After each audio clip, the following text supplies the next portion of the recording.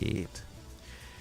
Now, some history for today. In 1854, during the Battle of Alma, the British, French, and Ottoman alliance defeated the Russian Empire in the first major battle of the Crimean War.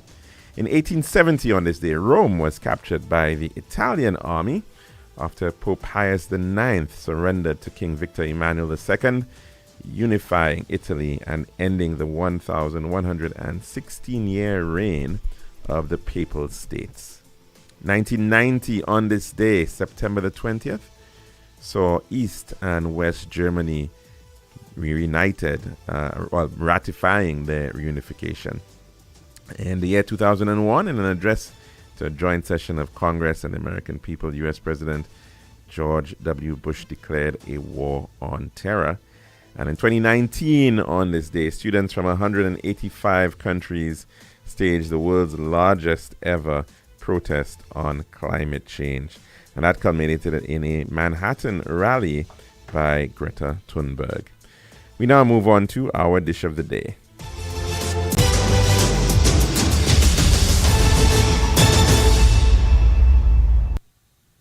The Daily Dish is brought to you the kind compliments of our good friends at Tiles Plus. One tiles for your home, I see. Bathroom, kitchen, pantry. Need tiles for your balcony. Come down to Tiles Plus, satisfaction guarantee. Tiles Plus, Tiles Plus, Tiles Plus. Big tiles with unbeatable cost. Customer service, A+. This all kind of tiles. Come down to Tiles Plus. We also black, glassware, and vanity. Box, doors, you'll see. Come down to my nobody. We got the best tiles on island. Trust me. We are located Lance Road in Castries, Bosses Grozile, and Slack Street in Beaufort. Telephone number 453-7939. Tiles Plus. Serving now, the Daily Dish. And welcome back to our program here at the Lunchroom on Radio Caribbean International.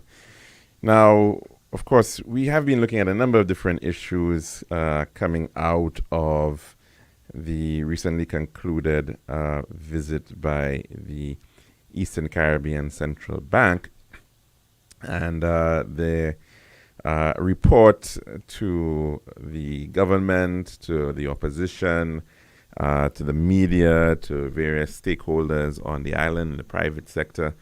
And one of the matters that, in fact, came up within this context of one of the press conferences of the meeting with the governor of the central bank, Mr. Timothy Antoine, was that of correspondent banking.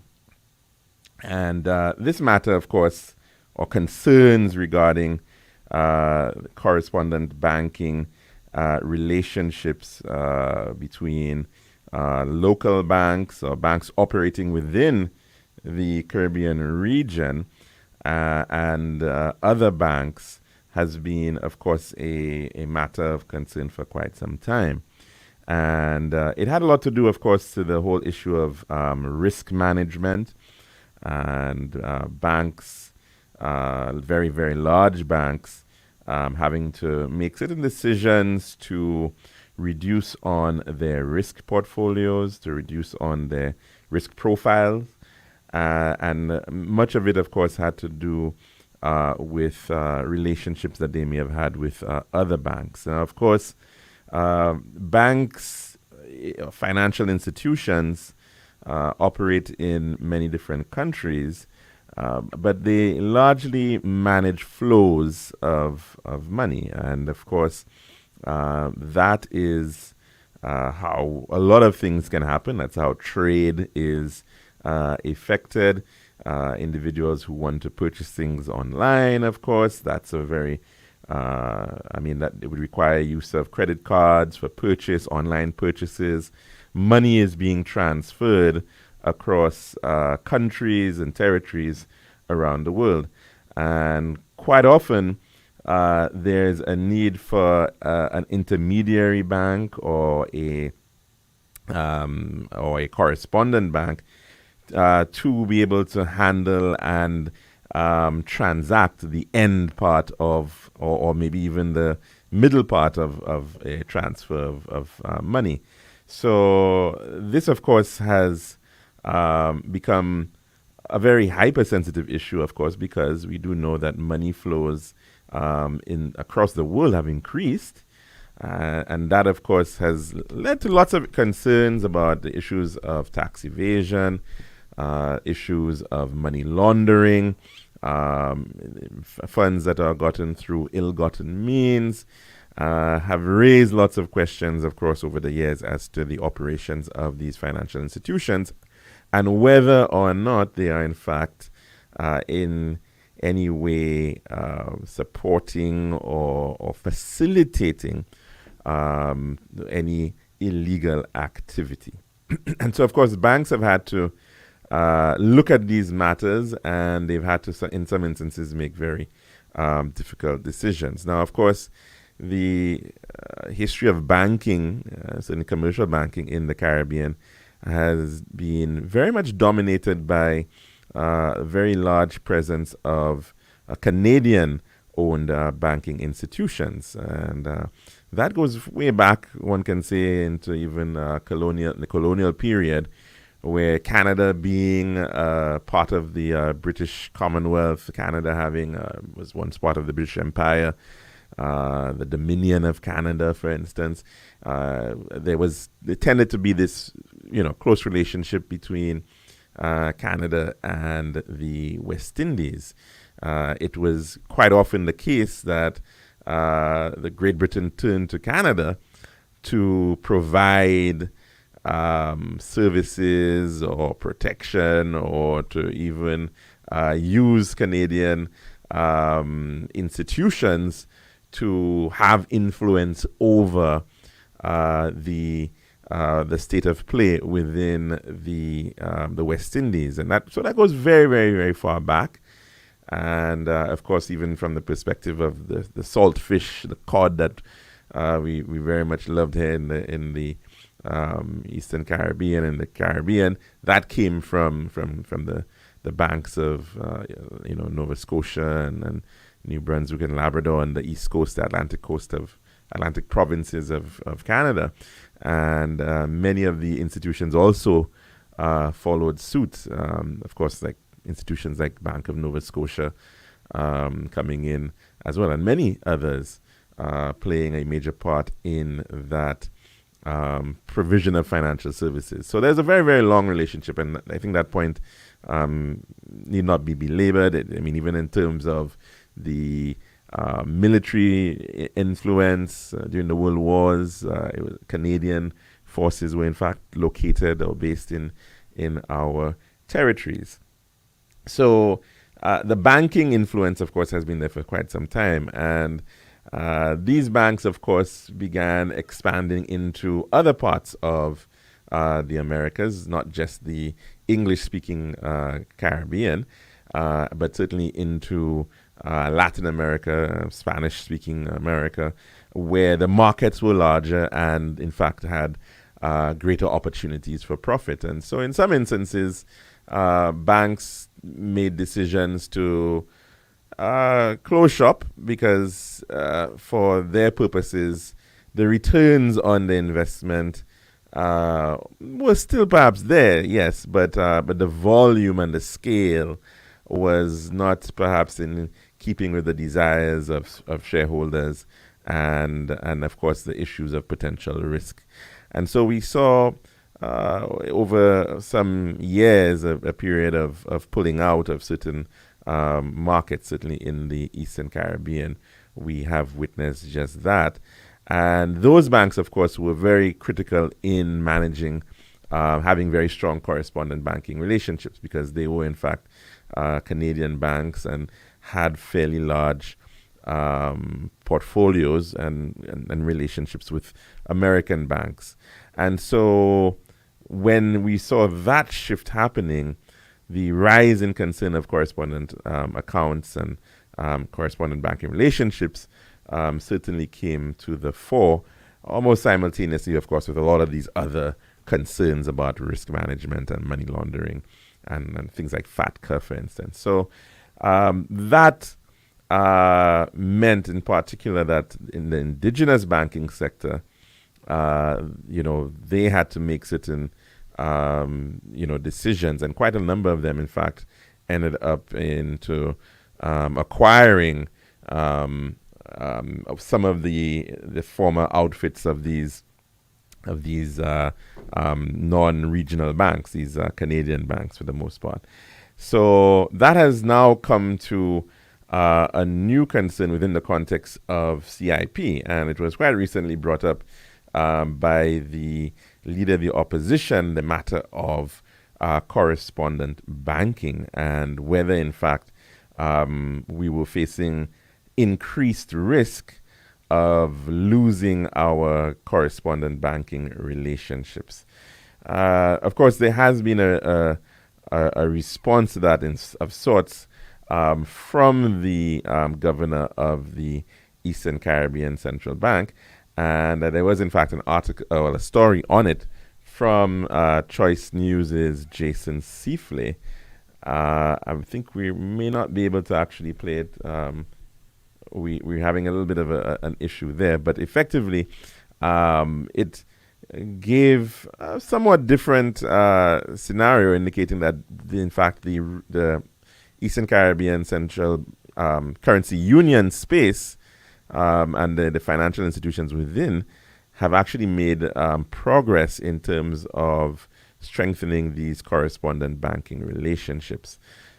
So it appears, of course, it's always a potential risk which banks have to manage, and it's an ongoing matter, as he pointed out, that there's a consistent relationship with respect to even the ECCB going up to the United States and having those interactions with these banks to find out how things are going, what their concerns may be, what needs to be troubleshooted, what's the snag list to go through to ensure that there are any outstanding matters. And all of that is in fact being done by the ECCB in furtherance to be able to ensure that the local banks, our banks here, are in fact doing what they've got to do and are staying above board in terms of those relationships and building those relationships. So, of course, it's, as he pointed out, it's always a work in progress,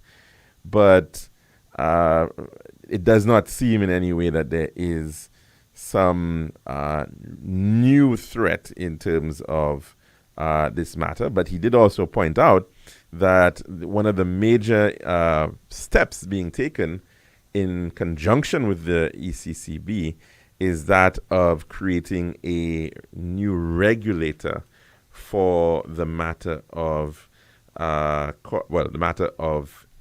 CIPs, Citizenship by Investment Programs. And that regulator, a region-wide regulator, would then have oversight of what is happening within the various CBI programs across the Eastern Caribbean. It would, in fact, as a result of having that additional oversight, potentially bring greater comfort to and confidence in the sector, and to ensure that institutions have a greater appreciation of how the sector is operating, that there is sufficient standards that are being implemented, that there is good oversight, and so that they would certainly have more confidence in how the entire CBI sector is operating. So, of course, we do appreciate that many of the countries in the Eastern Caribbean, including that of St. Kitts and Nevis, Dominica, Antigua and Barbuda, Grenada, and St. Lucia, they all have citizenship by investment programs. Of course, some have had them for longer than others. Some have been very much instrumental in maintaining even the operations of government. And that, of course, was in fact a matter that had been flagged by the governor, that it is in fact most important that the proceeds of citizenship by investment are being utilized in terms of the government side of the monies coming in, government revenue, that is being utilized to towards the productive sector, and is not simply just being used to bankroll government operations, day-to-day operations. So it really should be capital driven or directed towards bringing down the debt.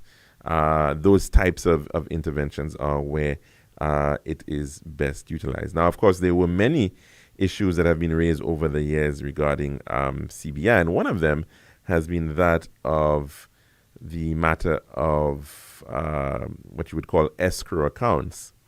And we've got to remember that the principle of citizenship by investment is actually not so much about direct government revenue. That is, in fact, a benefit, yes. And a lot of governments have, in fact, somewhat skewed the program now towards more direct donations to government as a means of gaining passports. But citizenship by investment is really the raise or debt was, in fact, that of driving investment, driving foreign direct investment. And the modality that is utilized in that instance is the use of escrow accounts, so that an investor will come forward, they'll put a proposal to the citizenship by investment unit in the respective country. There would have to, of course, be due diligence. The investor would have to show that they have a certain level of equity, that they bring in some injection of their own capital, whether it's through the availability of land, which would, of course, be valued at such an amount, or cash, or whatever the case that they, in fact, are bringing forward, whether it's ready designs, investment that has already been done into those types of things.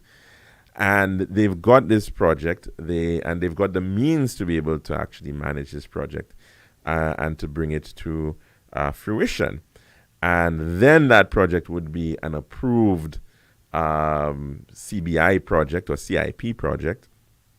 And it would then mean that individuals could invest in that project, and which would then, the proceeds of which, what those individuals would be paid from whatever different sources individuals who want to get a passport for themselves or their family, they would be investing in a project. And that those funds would be, those are not funds that are going to the government of St. Lucia directly.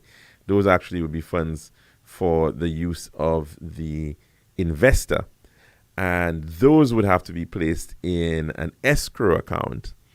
Now, escrow accounts very simply are accounts where there's a certain level of trust and oversight from one party. So a third party is coming in, they pay into this account. It's meant for the investor in this instance, but the government, in fact, has to have oversight and sign off on monies leaving that escrow account to ensure, of course, and the reason for that is to ensure that those funds are being used for the purpose that they, in fact, are being raised. So government is effectively putting forward citizenship, passport, ownership through this means. So therefore, there's a government there's a government ownership to that in that sense, and the investor is benefiting by virtue of collecting a certain amount of money as an investment into this new project, with the hope, of course, that the project will in fact utilize that money effectively, and at the end of it, that project should be of value or add value to the economy of the country. So in a lot of instances, of course, these projects may be real estate projects, or they may be hotel projects. And the expectation is that they, in fact, are completed and begin operating, which would then lead to benefit in the country by way of employment, by way of economic activity, individuals coming in and spending money, because you now have a new expanded tourism product in your accommodation sector. So that's the principle that is at play here. Unfortunately, what we've seen in two issues really. One is that a lot of those projects actually, in many other jurisdictions, we've seen that they've had very, very long implementation timelines. And in fact, some of them have never actually been completed. And in some other instances, even when they are eventually completed physically, they may not necessarily actually be operated. So one could potentially visit a country like St. Kitts, and you see a number of these types of real estate projects, CBI funded, that in fact are never actually completed, and they therefore do not serve that purpose from which they were in fact intended. That's one aspect. The other aspect, of course, is to ensure that those funds there's proper oversight over those funds through those escrow accounts. But then you can very well imagine the challenge if the escrow account is in a completely different country, right? So therefore, the big question is what redress possibly and how far and how much control and influence, therefore, does the state actually have in this regard in terms of escrow accounts? So that again is a risk, and certainly the ECCB is concerned about the fact that if you in fact are having escrow accounts outside, that is certainly going to be a significant risk. And so that's why, of course, the statements by the governor indicating the need for this regional regulator to standardize operations, to regulate, to provide that kind of oversight, to look at the matter of management of those finances, audits and escrow accounts, all of that certainly has to have proper independent oversight. So just wanted to share that with you. And of course, we can call that our dish of the day and head across to take in our weather report. And then after that, we can come back to take in some calls. This has been The Daily Dish.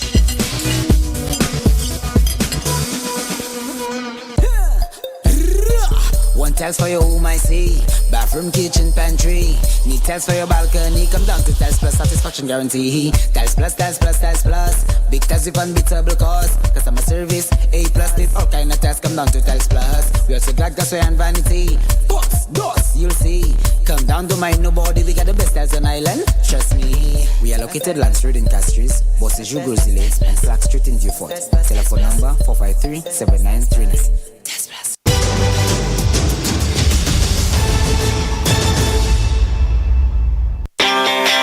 Tiles Plus. We got the time to make you go. We got the time to make you say, we'll have to make the right choice. Island style. Whoa. We got the time that will make you happy. Island style. Oh yeah. We make your dream come alive in Island style. We have tiles and king sets, mixers and grout. Everything you need to sort the house out. For the best price and the latest style. Take a little drive down to Island Style Car. We got the time to make you go. We got the time to make you say, quality, price, service, choice. It's all an Island Style. Visit us at our showrooms in Bellarosa, Rodney Bay, on the John Compton Highway, Castries, and behind Ruby's Gas Station on the Library Viewfort Highway. So call us on 450-452 or 453-TILE. Island Style Tile and Bath. When you think tile, think Island Style. This is Radio Caribbean International. It's now time for the weather news. And that's of course on the 1.1 is now time for your weather report as of 12 noon today, presented by Island Style Talent Bar. The forecast for St. Lucia Valley for the next 24 hours.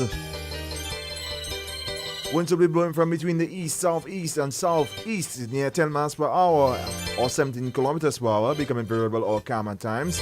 The weather fair and warm, becoming cloudy at times with a few showers and a chance of isolated thunderstorms. The forecast for the Lesser Antilles, fair skies becoming cloudy at times with widely scattered showers and possibly localized thunderstorms activity.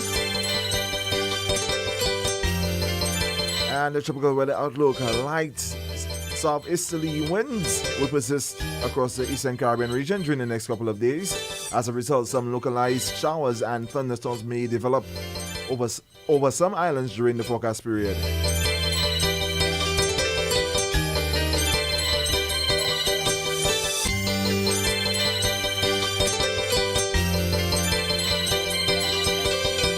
And this was the weather report as of 12 noon today, presented by Island Style Talemba. This has been RCI's Weather News. For more information, call the Weather Hotline at 454-3452. RCI 101 number 1. Island style, yeah. We got the time to make you go. We got the time to make you say, yeah. We'll have to make the right choice. Island style, whoa. We got the time that will make you happy. Island style, oh yeah. We make your dream come alive in Island style. We have tiles and insets, pieces and ground. Everything you need to sort the house out. For the best price and the latest style. Take a little drive down to Island Style Car. We got the time to make you go. We got the time to make you say, quality, price, service, choice. It's all an Island style. Visit us at our showrooms in Belarus, Rodney Bay, on the John Compton Highway, Cass Street, and behind Ruby's Gas Station on the Library Viewfort Highway. Or call us on 450-452 or 453-TILE. Island Style Tile and Bath. When you think tile, think Island Style.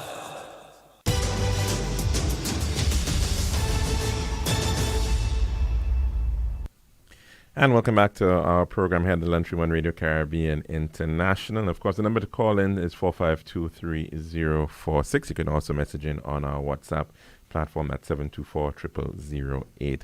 So let's try to go to the phone lines at this time. Good afternoon and welcome to the Lunchroom. What's on your plates today? Hi, good afternoon, Alex. How are you? Not bad, caller. How are you doing? I'm good, thanks. Alex, sometimes I tend to think that, I am the one who don't understand that whole escrow account situation. So maybe you can enlighten me. So you are telling me that in St. Lucia's case, right? Mm-hmm. You are telling me that there is an escrow account concerning St. Lucia's CIP program or a particular investment, and St. Lucia have no control over that just because it is organized in a foreign country. Well, it should still have some control over it because it's as far as I understand, it would have had to have been. I mean, the way an escrow account works is that you're still supposed to have oversight of that account. Of course, the big question is how much confidence you have of that country, right, and their own financial institutions, and whether in fact it can be effectively managed, and then of course what laws may apply too. So it's not to say that you don't have, there's still no oversight at all, because it should be an escrow account. But then if anything happens, so to speak, the question is whether in fact it is going to be honored, so to speak, if there are issues with respect to the finances. I speak particularly to St. Lucia's situation right now. What is St. Lucia's situation? What's their position right now? Can they seek any kind of redress concerning that escrow account? Well, because from what I'm understanding, right, like as though St. Lucia literally don't have any say, it is set up, and who are the signatories? Well, that's somewhat of the impression that is being given. Now, what was stated was that originally the legislation, in fact, required that the escrows would have had to have been held within the ECCB banking sector, so to speak, right? So our banking sector. And the suggestion is that, in fact, that may have been changed to, and so you now have it may have been changed by who? May I ask? Well, according to what the current minister is saying, it was changed during the period of the last administration. And it now means that you have certain, players within the CIP space, in fact, who have now had escrow accounts set up in China. That's what has been stated. So, but Calix, without cutting you short, the reason why I'm saying that I don't know if I really get a good understanding of what's going on. So let me come closer to the point. Is it a case where it is only Theo Akin or Theo Akin and somebody else who have jurisdiction over St. Lucia's escrow account, that particular escrow account?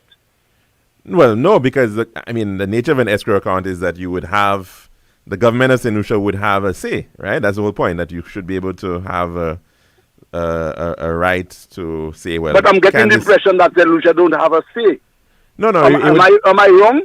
I don't think that is the issue. St. Lucia should still have a say. I think the issue then becomes how it's an administration aspect, a management issue, and also a potential risk if something, might go wrong. Let's put it that way.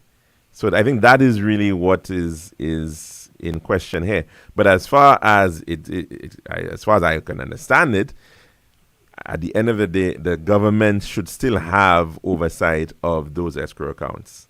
Okay. But there has also been a suggestion, I think, again by the minister, that I'm not sure that if that is the case with respect to the the DSH. That there's, because apparently we still have not. There's still some clarity that we require regarding that particular project, because there was in fact an approved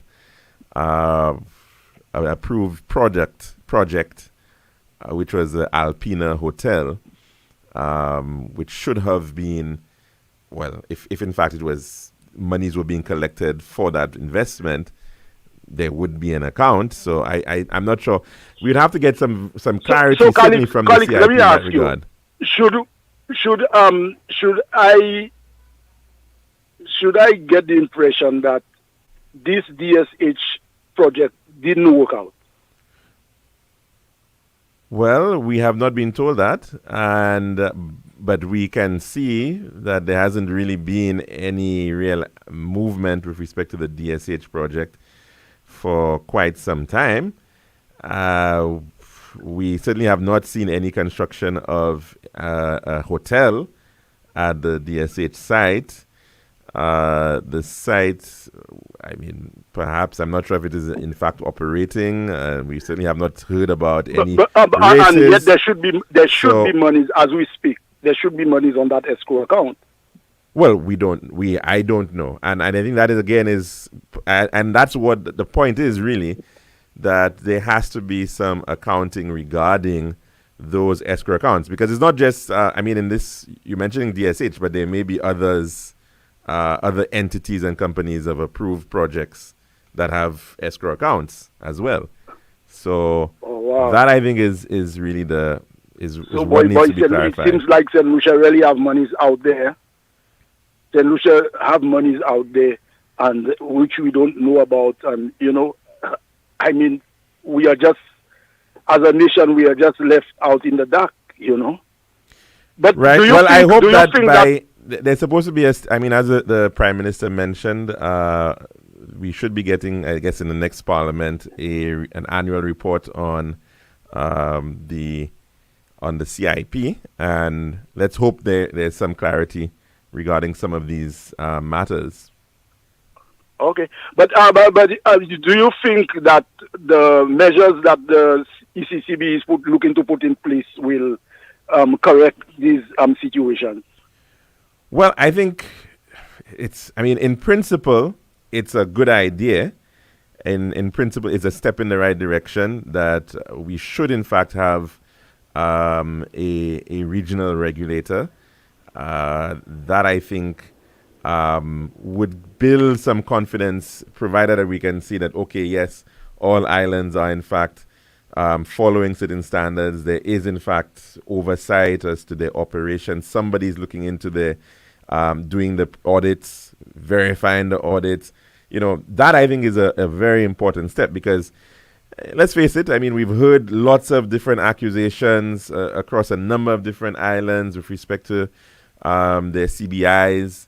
And so if there can be this sort of entity, I think it would help, certainly. I would like to believe that it will help. And lastly, to your knowledge, was that escrow account arrangement unique to St. Lucia, or it was the case for other Caribbean? I don't know. I honestly don't know if it's unique to St. Lucia and how it is, in fact, being operated in other islands, whether they have similar arrangements as well. So, but all of that, I think, is certainly good questions to be asked. Thanks very much for that, caller. Have a good one. All right, bye. And, of course, the number to call in is 4523046. I'm not sure. Can we play that video clip now? I think it was right. So we're going to take in that Jason Seaflay story, which was played a few nights ago, maybe. So let's take it in. Alan Shastny first said that corresponding banking relationships. When opposition leader Alan Shastny first said that corresponding banking relationships with St. Lucia were at risk because of alleged corruption of the Citizenship by Investment program, many St. Lucians panicked. Corresponding banking relationships allow the relatively small banks of places like St. Lucia to do transactions with bigger banks, simplifying international trade. It affects everything from importing inputs for business and agriculture to sending and receiving money to shopping online. And I'm always concerned about corresponding banking relations. The truth is, just as credit unions need banks, banks need correspondent banks to trade with the rest of the world.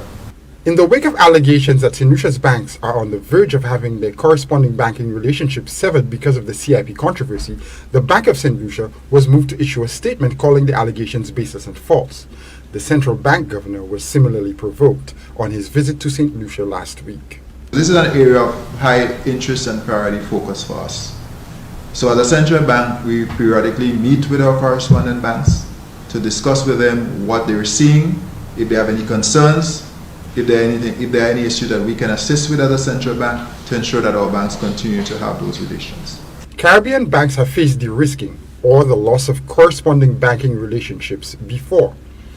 During the recession of the late 2000s and later around 2016, some countries in the Caribbean like Jamaica, Suriname and Belize lost up to 75% of their corresponding banking relationships as larger banks cut ties with them in order to minimize risks to their profits. In the same period, St. Lucia lost less than 25% of its corresponding banking relationships, meaning that even in a high-risk period, most St. Lucian banks were not seen as a high risk to the global financial system. We have seen improvement in recent years in terms of these relations. As our indigenous banks, for example, have become larger, especially those that bought Canadian operations, we've actually seen they strengthen those corresponding banking relations. Since then, things have only gotten better. But the issue, to your question, is really how we continue to reduce the risk profile of CIP programs. And that's one of the reasons why the regulator is so important. Because to the extent that we're able to reduce the risk profile, it will give additional comfort and confidence to our correspondent banks. The central bank governor did not call stories that St. Lucia might lose its corresponding banking relationships fake news, but he did emphasize that the central bank has a responsibility to ensure that Caribbean banks do not swim into territory that could drown Caribbean businesses and economies. We are always monitoring that situation carefully. Sometimes it's risk, sometimes it is strategy. A correspondent bank will say, we want to move, like we don't want to take on that risk anymore. We want to do something in a bigger country, less risk or perceived risk. And so we are constantly monitoring and we're sort of vigilant about that. So I really welcome the decision of our heads to get the regulator established because I think that will help. For Choice News Now, I'm Jason Seaflay. All right, and that story coming from Choice, as I mentioned, coming out of a press conference held by the Eastern Caribbean Central Bank some days ago here in St. Lucia. So, of course, it's still a matter no doubt that we will have to continue to be vigilant over and to, because of course it's everybody's business in terms of the banking sector. Let's take another call. Good afternoon. Welcome to the lunchroom. What's on your plate today? Yes, good afternoon, Mr. Kelly. Hi, caller. How are you doing? Very good. I just want to leave one information issue with a pen and paper. That is for Mr. the representative for Millet. Because the job that passing during the week, or the week that during this month, I have a few jobs we have. Mostly the girl. Caller, you're breaking up. So, say that again. Okay, the little rain pass. Yes. You the job pass and you have this job a little rain. Okay. Yes. Right. It's like a stop. It's like that way. A school was closed and so on. Right. Right. We get from Roseau to going all the way Kaiko. That's the country I mentioned as written. Most of them got a block. And we always reaching to the rep. And the rep, that rep don't have a really office or place. I believe after I reach on the radio, I believe we're going to send a representative to go and have a look. So you said from Roseau to Kaiko? To Kaiko, yes. Most of the culverts are blocked, you're saying? Block complete. The road, the change in direction because of the block seal. Mm-hmm. So I think that's the only way we there because you don't have an office somewhere, so you can just go to him and do that one. Maybe they have an agent haven't be observing that area as yet. But maybe, as I mentioned, that I see something happen, I will call you and I will tell you something done. You understand? All right. Well, thanks for calling. The Ministry of Infrastructure. By right, is supposed to have a technician responsible for the area and monitoring that, and it should be part of. I appreciate that. So I'm glad that, at least we called in up on it, and so hopefully they can take note of this matter. I will appreciate that. Okay. All right then, caller. Right, thanks very much for that call. Of course, the matter of culverts and maintenance, that's a ongoing challenge, no doubt, and especially given this current season that we're in the rainy season, it certainly is something that we've got to be mindful of, and let's hope that we can see some action there. I know sometimes it's tackled to some degree through the STEP programs, but in terms of ensuring that you have roadside caretakers, that's also very, very important. And that falls under the Ministry of Infrastructure. They're supposed to have a caretakers program for many of these roads. And the point being made is a very important one because obviously when we do have clogged drains, it's not very difficult for damage to be caused on those roads once the rain starts. And so certainly we thank that caller for bringing that up. We just have a few minutes to go before we end the program. And of course, next week we will certainly be, you could say, switching gear because we'll be looking at the return of Julian Alfred to St. Lucia, and that's going to be happening on Tuesday afternoon. So certainly that is going to be a major celebration, a long-awaited celebration, and of course it's going to be culminating with Julian Alfred Day on the Friday the 27th with a free concert at the Darren Sammy Cricket Ground. Let's take in another call at this time. Good afternoon. Welcome to the lunchroom. What's on your plate today? Yes. I forget that one. As you mentioned, what did you mention a while ago there? Miss Alfred. Julian Alfred, yes? Miss Julian Alfred, right. I wonder what government have in place for that lady, because you know why I remember I had that holiday will come? I remember they will call because what they have in place for that lady to be a head in St. Lucia in the future, because that's the only one that tested her life. You know what I say? Right, yes. Right, so if it is, everything, for example, we are not separate the country enough, we can be on our own. We can have our own, like Barbados. But if you listen to me at Motley, you can see we can go in that change. But we have a resource. We have the custom, we have water. Barbados didn't have these things. I believe I don't know where we have to put Salford. But That's all for now. Thank you very much. Thanks very much for that. I watch what the government has in place and see what's going to happen. Thanks very much for that contribution, caller. Right. And I have no doubt that we'll be probably hearing some announcements next week in terms of the honoring of Julian, of course, and her achievements over at the Olympics and continued achievements in the Diamond League. And certainly has placed St. Lucia on the map. She's done something that no other St. Lucian has been able to achieve. She is effectively in you could even consider her a national hero. Perhaps the most popular St. Lucian known right now in the world. So we definitely have a lot to be thankful for. We have a lot to celebrate with her. And the inspiration that she is given, definitely we need to show that, of course, we appreciate her.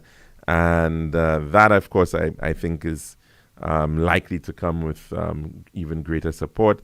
The importance, of course, is what is given to her directly, yes. How she can play a role, possibly, in the future in terms of inspiring young people. I mean, that's in fact is what she went over to study at the University of Texas, youth development and youth studies. So I'm certain she would want to be. In addition to just being the best athlete that she can be, the best sprinter that she can be, but I'm sure she also has a voice, has an idea, and we can see that certainly a lot of the attention that she is receiving can potentially be used to open doors. I mean, even the ECCB is, in their presentation, was pointing out the possibilities of sports tourism. How do you potentially leverage on the success of Julian to realize opportunities for other young people out there in the world of sport?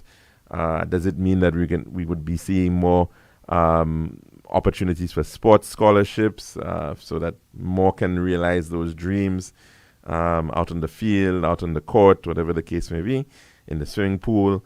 Of course, the need to back it up with a legacy that will be sustained in terms of the delivery of quality sports. And I think that's going to be, no doubt, one of the focuses areas of focus that the government would probably want to be looking at and seeing how certainly, can we all do a little bit more in our very own way to encourage individuals who want to take up sport, who want to have a career in sport, that sports culture, that support of athletes, that willingness to be a supporting parent. That's a big issue too, because we've seen many times parents may decide, they will cast out that option, that dream of maybe their child to say that they want to be an athlete, a great footballer, or a great cricketer. And so, obviously, talent is important, and talent identification is also very, very important. And so all of that has to certainly come to the fore in terms of what is possible in the future. So, of course, I think next week will be a lot about the celebration, but certainly it also has to be about the way forward, our route over the next couple of years to go, our route to the next Olympics in Los Angeles in 2028. What will that look like? What will the St. Lucia team look like going into events that are on the horizon? But we're going to have to put a pin here at this point and end the program because we're a little bit over time. So, of course, we'll be back again next week for another one, God willing. And we do hope that you can join us for that. Have a very blessed weekend. I'm your host, Calix George Jr., saying goodbye.